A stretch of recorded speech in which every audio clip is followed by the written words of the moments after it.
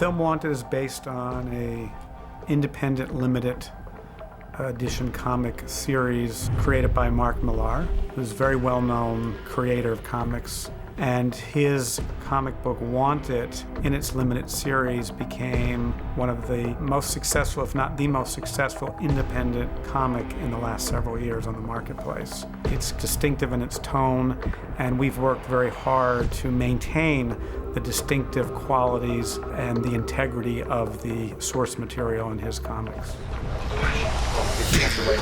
So I wait to move. Yeah. You mean with the trigger? Yeah, with the trigger. Yeah.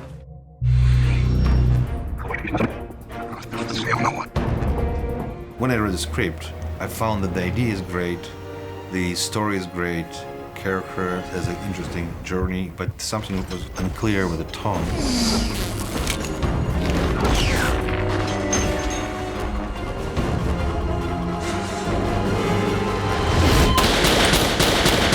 And then I read original comic book, and I understood that it will be really interesting for me to execute this story because of the tone and characters of the original comic book. It's brave, it's entertaining, and edgy.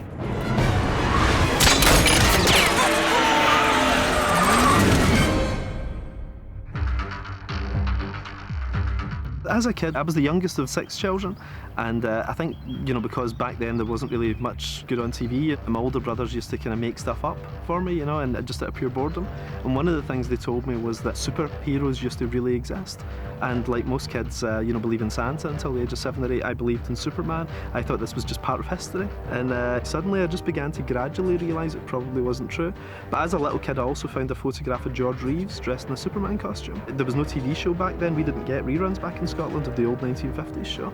So to me, this was evidence. There he is. There's a photograph of the real guy, This isn't a movie. There he is, And one of the things my brothers told me is the superheroes were all here one day, and the villains teamed up and beat them, and they all disappeared and made everyone forget about them. And maybe when I grew up, I could be one of the superheroes, and bring them all back. I was probably about 5 at the time, and he just mentioned it in passing one night in a moment of boredom, but that was the seed of the idea for me. And the beautiful thing is, I've had this big comic and now a movie out of it, and I haven't paid him a penny. It's brilliant.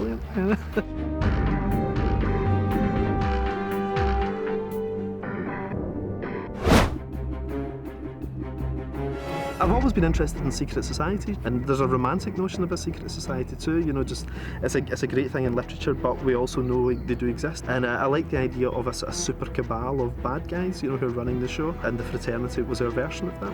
For me, it was probably a combination of 2 things that were my 2 big influences. One was The Godfather, because I like the idea of the Al Pacino character, someone who goes from being the innocent to the monster over the course of one movie. Godfather was the greatest crime movie ever made, really, and I just wanted to do a super crime movie. The idea of a young man sort of learning how to kill people, is as an ancient old story, and we've just given it a sci-fi pop twist.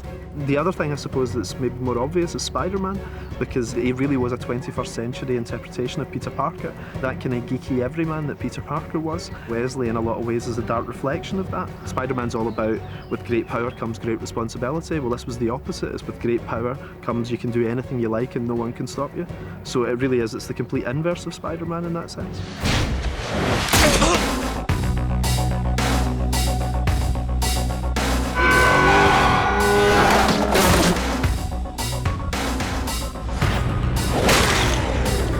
We were really attracted to the idea of finding a guy who was an everyday guy who wasn't really happy with the decisions he made after college and where he was in the world, and all of a sudden he was sucked into this world they didn't know existed.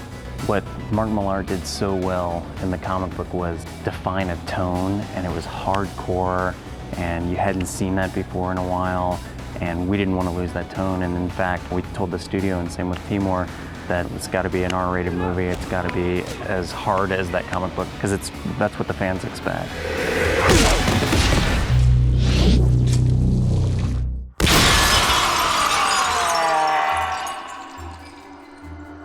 For me, Wanted was about unfairness and injustice and the bad guys being in charge.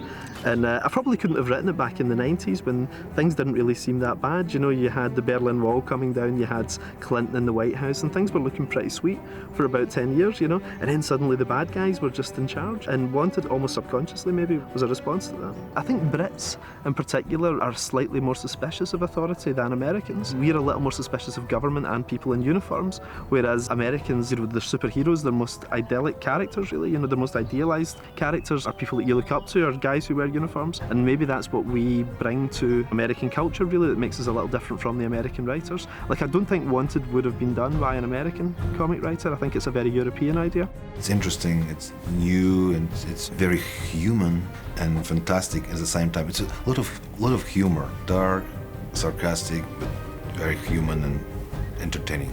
And visually it was very interesting. There was a lot of compositions of the panels we used in the movie.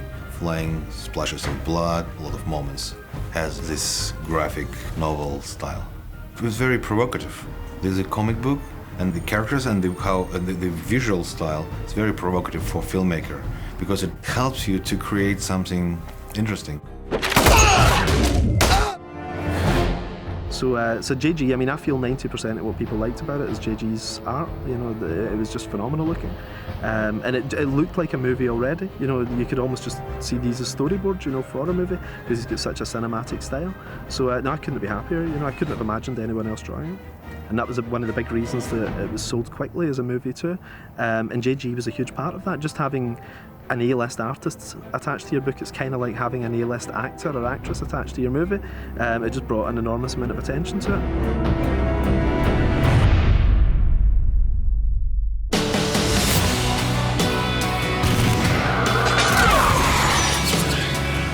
It's very unique. I like this very unique combination between ordinary life and fantasy world when it's melded together. And when we started to work on the script, we understood that we're missing something. There's something difficult to find, and we found it. That it was a Mark Millar dialogue, how people talk to each other. It was very unique Mark Millar details. Even now, during the editing process, we're doing the same thing. When we have a problem, we don't know what to do.